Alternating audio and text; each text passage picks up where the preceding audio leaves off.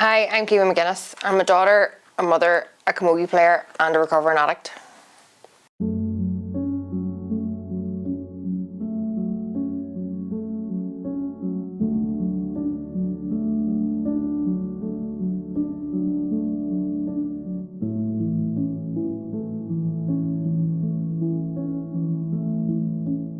When I was younger, Granda was a big football player. He was one of the top goalkeepers and whatever in our club and throughout Armagh. And really he got me into going down to the club and, playing football and camogie and whatever. And Granda's sister, Liz, she was a great camogie player too. She played for the club as well. So I turned out to be the only girl after her then to play camogie in the family. So Granda took me down all the time to the club for training and for matches and all. It was just something that I just picked up and just loved. Growing up, as I was younger, there was bullying and stuff going on, obviously, and then just in secondary school, every teenager has their issues, whatever. But then growing older and whatever, then you're introduced to drink and whatever, and drugs and partying and this, that, and the other, and then that's kind of when things kicked off with, the drug use. We were going out at the weekends and it was introduced to us, and then I always said one thing: I'll never ever try drugs because I'll be the one that gets hooked. And sure, to say my own words. But thankfully, I've been one of the lucky ones to overcome it and come out the other side. There's been plenty, like when I was in rehab, there was loads of people that I'd met and you just knew by looking at them they weren't going to do. And it's sad to see, but thankfully the opportunities I've been given then, to overcome this, and now that I'm a mum as well and I'm back playing camogie, you really see, that there's a life outside of drugs.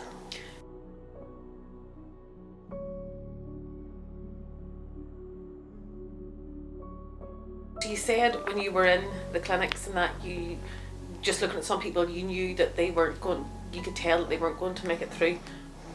What was it about you, or what was it about your circumstances that you knew that you were going to make it through? I didn't think I was going to make it through, but when you have such a good family network, support network and friends, like I had to go to Limerick to get help. So the family support I had up here as well, and the friend support I had up here was unbelievable, and like friends, I'm talking about ones from the camogie team, from the Clans camogie team, who would have kept in contact, we would have wrote letters to each other, and years of friendship and all. No, it didn't just disappear because I had an addiction, and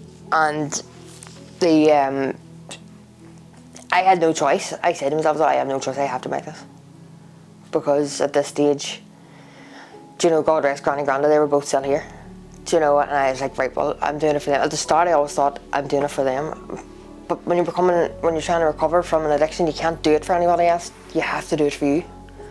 It has to be something that you want. You don't want to have to live that life anymore where it's literally dragging yourself out of bed some days, not even getting out of bed in the mornings. You have to be the one that wants it to get better, to live a new life, to see your own purpose. And I suppose it came into my head there, your mum seems to be a really great support network and stuff for you. Yep. If you had this opportunity now, I don't know if it'll make it or not, but is there anything you would like to say to your family or your mum for the support or the help? First thing I could always say is sorry, but then again, thank you.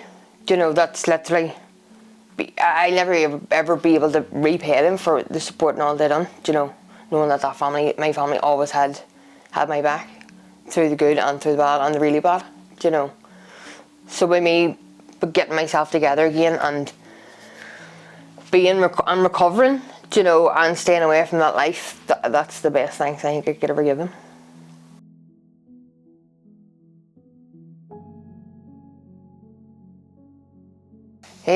Well, I had my addiction whenever I was still up when I was playing.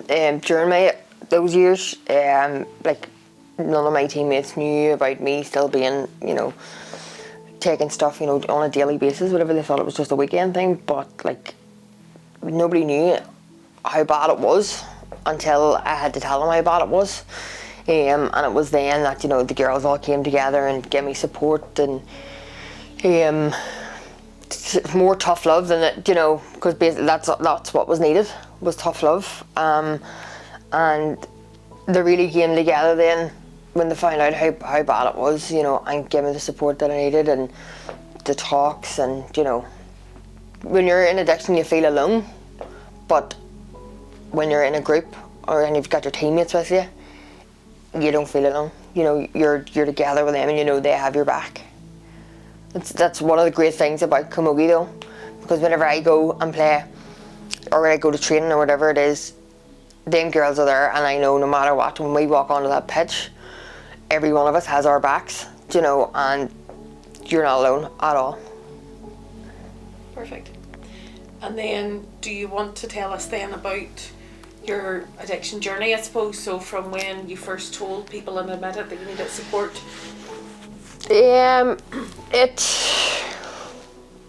I was always just short-headed and was like, yeah, I don't need help, I can do it myself. But it got to the stage where it was beyond too much, and mum and dad was told, and it broke them. But then, because it got so bad, and then COVID hit, the lockdown as well, that's when it got even worse. So mum's friend from work knew a relative of Oisin McConville, and they got in contact, and that's when we heard about Caoimhe, the rehab in the south, and it came to it that I had to go to Limerick, in Caoimhe in Limerick, to go to rehab, to get myself together. But it wasn't as easy, you know.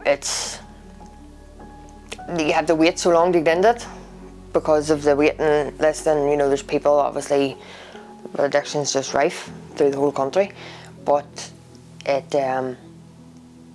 was brutal. Literally just fighting with your own head constantly every day, figuring out how you're going to get your next fix, begging, stealing, borrowing, everything. You know, putting yourself in situations that you'd never ever put yourself into. Just for a hit, for what? For nothing. That wrecks your own head, wrecks your house, wrecks your family, wrecks your friends. In rehab we called it the demon's drug, because it literally is the demon. And it takes the soul from you. You mightn't see it happening. You may think, oh, it's great, I enjoy this. But it's not. It's not. It is the demon's drug, to the point where it has a hold on you, to the point where if you do not have the strength to get over it, you'll know. Because it's that powerful. And it ruins things, though. Internally, it rips you to shreds. And do you want to just tell them what your addiction, or what your drug addiction was? Mine was cocaine. And it, like I say, it's great to go out at the weekends and take, you know, a bump here and there. But once you do it one too many times, and you like that feeling, then it gets out of control before you can even say the word out of control. So you can. And it's just a path of destruction. So what is it? And I'm so thankful for going to Caoimhe. Sister Agnes is still being in contact with her, still being in contact with a lot of the ones down in Limerick, and there's no words to thank them. Do you know, if it wasn't for them and the work that they did in Limerick, I wouldn't be here.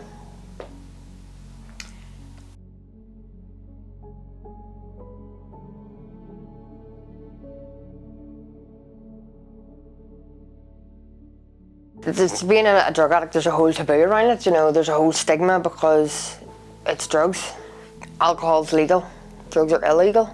Do you know, so I think that's why people have that taboo and, you know, bad thought on it. And, you know, if you're a drug addict, then, you know, you're the scum of the earth or whatever, and you think, oh, so they don't do anything and this, that and the other, and just have that real bad, negative look on a person, you know, once they say they're a drug addict. But I was a functioning addict. I done a degree.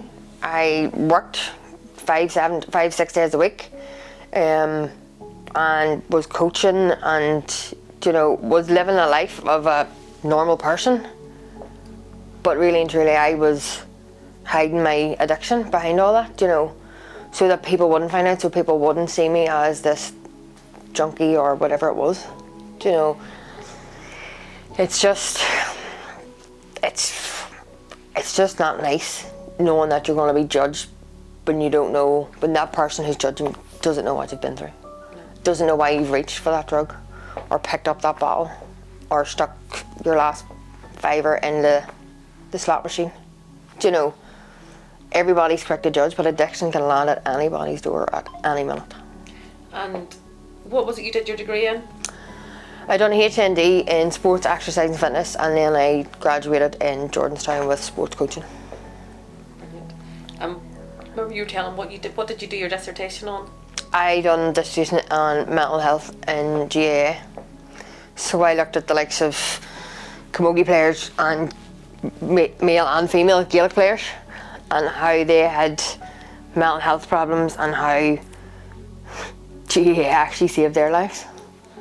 Like Aisling Thompson, Cork camogie player, she was in a bad car accident and she lost her partner, and it was her coach who kept an eye on her, and she was suffering that bad from depression she was going to commit suicide. Do you know, and camogie saved her life, as well as her coach, Cork camogie coach. I can't remember the name though. But isn't it amazing how you studied all that, knew all that, you were so functioning, yeah, and it could happen to anybody. So I think that to me is such a huge lesson. Yeah.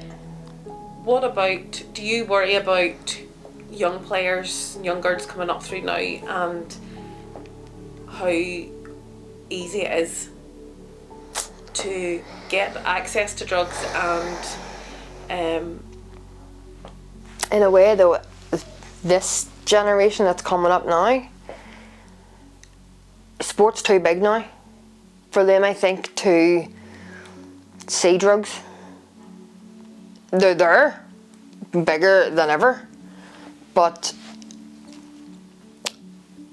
drugs have always been there, do you know? And I think though, with this generation's coming through, yes, it is worrying, do you know, because you could go to the shop corner and you could get drugs quicker than you could go into the shop and get a 2 litre milk.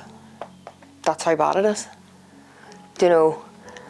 And people aren't hiding it anymore. Do you know, it's out there.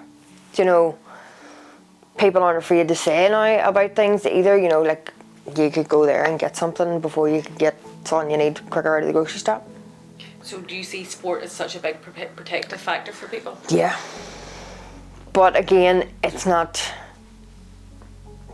it is starting to, in sports it's starting to come out a whole lot now about mental health and about addictions and stuff, you know, but I think it needs to be bigger for people to not be afraid to go and say something. You know, look, listen, I have a bit of a problem here. Because that was my biggest fear, admitting that I had a problem. That's every addict's fear, I think, admitting that they have a problem. So I'm sure it was not a bit easy to say that you would do this. In fact, I know it wasn't easy to say you'll do this. It wasn't. But can you tell us why, so how hard it was for you to come forward, why it was so hard, but also why you decided to do it anyway? It was hard to come forward because then again I thought, well, I'm defeated. I'm weak because I can't beat this on my own. But then again I had to look at it. Well, no, you're asking for help. That's stronger than anything.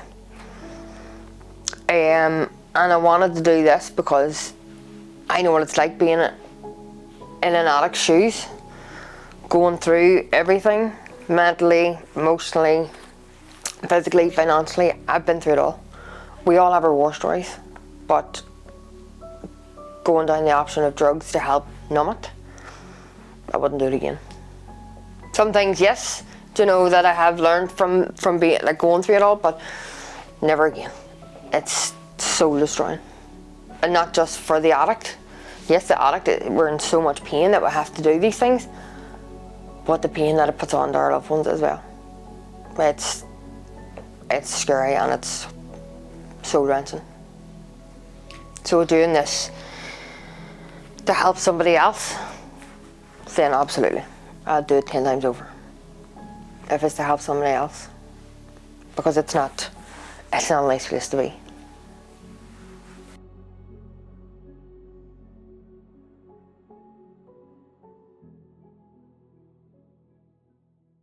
Yeah, so camogie, like, for years, God, there's many stories. But just as I said, that's actually my aunt right there. That's her. The years ago, yeah, you know, the underage and whatever, and you were going away to tournaments and this, that and the other, and I mean, travelling to Tullysourn, and a girl who's actually my best friend from Camogie, and still to this day best friends. You never seen one without the other, and her nana, God rest her Anna, was the chairperson of our Camogie club, and the laughs that we had, you know, going up and down the buses, sing songs and everything, and then hearing stories from the older players again that played alongside my aunt and whatever, you know, like Denise McStay and Undertow, Breedmere and Anya French, and all great players, and they were all inspirations, you know. But yeah, travelling to the matches was just, it's the hype, it's going to the matches, you know, and that's only from a young age, knowing that you're going out onto that pitch and those other 14 girls have your back, you know. And then going on to the senior team, it's a bit more competitive, but again, you've bigger girls there, so if anything was to ever happen, somebody has your back, and that's what you need to feel when you're in recovery. Somebody has your back, you know, that you're not doing it alone like you were in your addiction.